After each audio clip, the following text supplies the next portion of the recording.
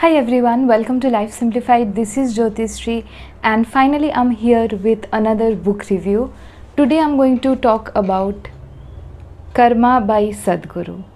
I had read the book Death written by Sadhguru and I found it very interesting, and Karma I think is no less than that. It is equally interesting and it gives us a very different and the correct perspective about karma.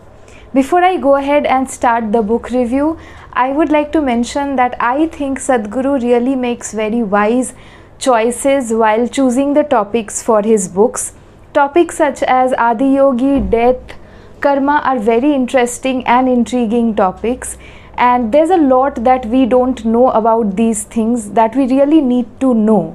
So it's great that he writes books on these topics and makes everything a lot more clear to us, breaks all the myths that these topics hold around itself, and these books really just help you to have a better knowledge about these words that are widely used nowadays, not just in India but all over the world.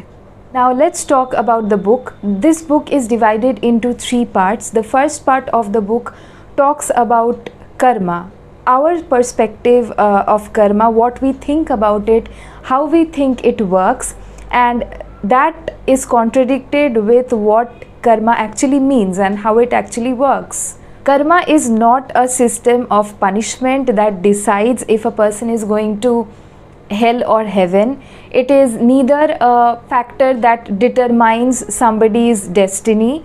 Karma is very different, and it is not as superficial as we think it is. The work of karma is much deeper than that. Karma works in a cycle which is called the karmic cycle. What is most important about karma is that it is not dependent on the external factors, but it is a lot more internal than we think it is. Karma is not just about the action, but it is more about the intention. So performing charity on the outside and thinking of killing someone or having hatred for a person inside will not give anyone any good karmic results or will not gain that person good karma. So that tells us that karma is not just about what you do in the outside world, but a lot more about what you think in your mind, what is going on inside your head. Sadhguru also takes a chapter to mention this, that karma gets multiplied when you try to escape it. We all know that there are a lot of ideologies or philosophies that might tell you that you need to leave your career, leave your family, and leave everything and go and live like a monk or practice desirelessness. But until and unless it is coming from within, if you force yourself to do it, that will multiply your negative karma.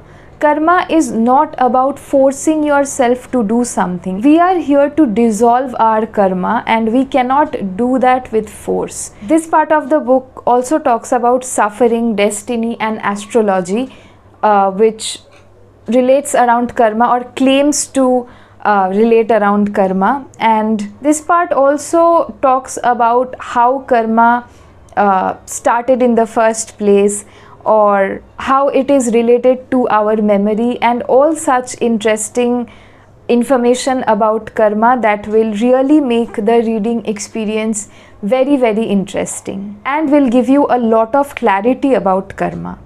Now the second part of the book talks about karma yoga.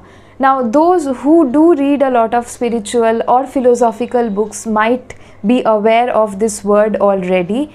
The book An Autobiography of a Yogi also spoke about karma yoga. Karma yoga basically means how you can transform your karma or how you can use your karma to liberate yourself. This part of the book was even more interesting for me because there are a lot of things that we think is only for the yogis, but trust me, all these things can be done, or rather should be done, by normal human beings like us. The third part of the book contains a bunch of questions related to karma and Sadhguru's answers to those questions.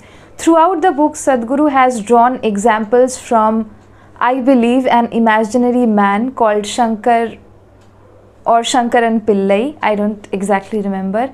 And Sadhguru also gives instances from his life to make everything more understandable and more interesting for the readers. And there is this mention of different mental and physical exercises in the end of every chapter, which is called sadhana.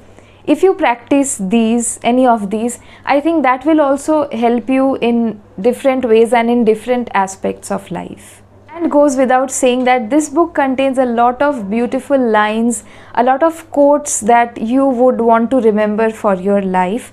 If that's something that you like, you must follow us on our Instagram. I'll leave a link in the description box because we share a lot of quotes and a lot of interesting things from the books that we are currently reading. So that's it for this book review. I hope you enjoyed it. If you did, consider buying this book and reading it. And also don't forget to subscribe to our channel, hit the like button and share this video with your friends and family if you want anybody to read this book. Thank you so much for your time. I'll see you in the next video. Until then, bye.